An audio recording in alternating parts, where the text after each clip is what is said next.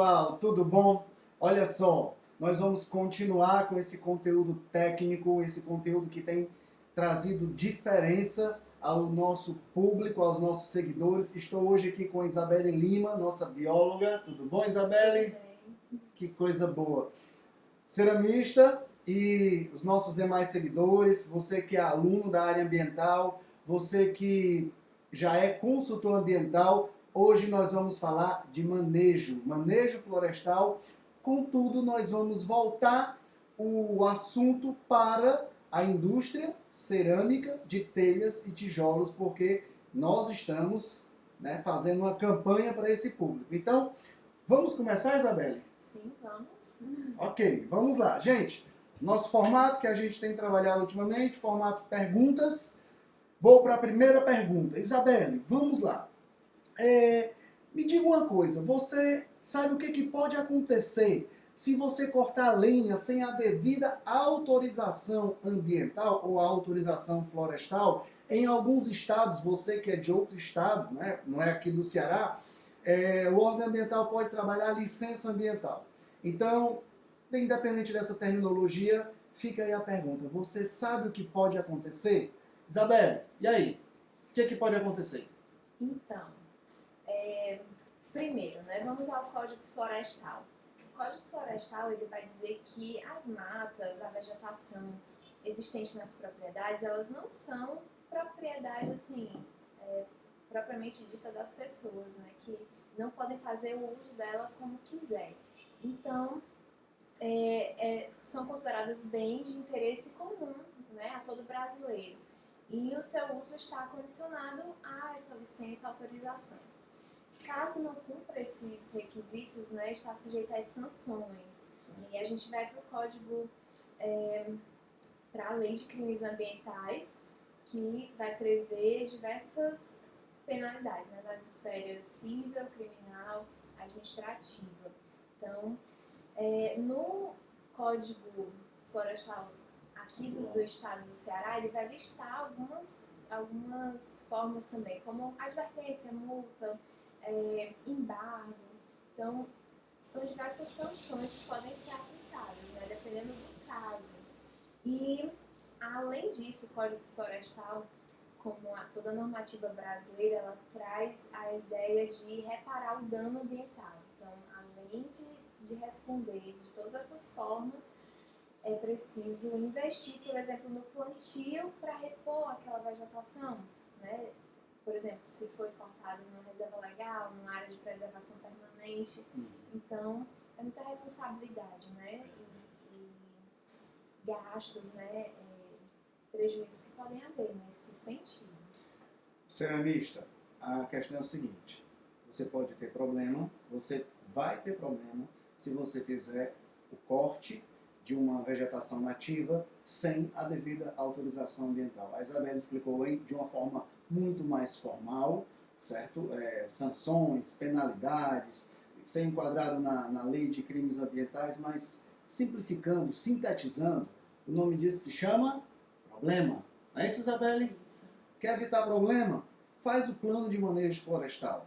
Faz o plano de manejo florestal. Recentemente nós gravamos um conteúdo falando sobre o plano de manejo, como é que se dá. Hoje a gente está trazendo esse tema voltado para a tua atividade, mas é óbvio, essa pergunta, ela é simples, porém muitas vezes as pessoas não consideram. Iniciam a atividade da indústria cerâmica, passam a comprar a lenha nativa sem o devido documento de origem florestal e a consequência é problema. O que eu quero, antes de passar para a segunda pergunta, você tem uma área e deseja fazer um plano de manejo florestal, procura um profissional habilitado, um engenheiro florestal ou um engenheiro agrônomo que seja habilitado para elaborar manejo florestal. No caso, eu sou engenheiro agrônomo com especialização na área ambiental, mas a minha graduação me permite elaborar e executar plano de manejo florestal. Não é o caso de todo engenheiro agrônomo, mas aqui no caso, no estado do Ceará, a Universidade Federal do Ceará, ela nos chancela para essa atividade. Então, resumindo, é isso. Não quer ter problema? Elabora um plano, contrata uma pessoa para elaborar um plano de manejo florestal. Vamos para a próxima, que o nosso tempo é curto. E se você tem um plano de manejo já ativo, né, elaborado, executado, contudo cortar o talhão errado. E aí? E aí incorre no mesmo erro do que a gente falou na pergunta anterior. Por quê? É a mesma vegetação sendo cortada de forma errada, né? Então, por isso que a gente traz a necessidade de uma elaboração de plano de manejo e a execução. E aí a gente vai para a nossa próxima pergunta. Temos tempo, Alana, para a próxima pergunta? Vamos lá. Gente, a Alana é a nosso suporte aqui, tá? Audiovisual. Trazendo os nossos bastidores. Vamos lá. A terceira pergunta. Você sabe a diferença entre a elaboração e a execução do plano de manejo florestal? Essa é muito boa. E eu vou já explicar o porquê, mas eu quero que a Isabelle responda. Vai lá, Isabelle. Sim, o plano, ele é como se fosse o guarda-chuva de todo o ciclo de corte. Então, ele vai dar as diretrizes de tudo que vai acontecer nos próximos 15 anos, pelo menos, né? Sim. Porque são pelo menos 15 talhões. Talhões Hoje. são as porções, né? Só uma ressalva, desculpa. Hoje a legislação fala que são pelo menos 15 anos o período mínimo para o manejo florestal ficar ativo. É isso? Então, o plano ele é o pontapé inicial, um estudo bem robusto, que envolve trabalho de campo bem trabalhoso, né, assim, de inventário florestal. Então, esse estudo ele vai dar o rendimento por hectare da vegetação. O órgão ambiental vai aprovar esse plano, né, mediante análise e dar campo. E essa é a elaboração. Então, depois de elaborar, se eu tiver só feito isso e não tiver um engenheiro agrônomo responsável, ou florestal, alguém que execute, um profissional habilitado para isso, então eu vou ter problema se eu cortar o talhão errado, por exemplo. Então, uma das vantagens é essa, é você garantir esse bom acompanhamento dentro dos moldes da lei. Resumindo, são duas fases. A fase de elaboração do plano, onde você submete aquele processo ao órgão ambiental. Se tiver tudo ok, o órgão vai te conceder a autorização para explorar o primeiro talhão e, posteriormente a isso, vem a fase de execução. Muitos empreendedores, não só as pessoas do ramo de indústria cerâmica, mas muitos empreendedores, quando fazem esse tipo de projeto, ele pensa que o profissional vai ficar responsável, né, pagou ali, gastou um orçamento específico, mas a pessoa vai ficar responsável eternamente sem ter um custo a mais.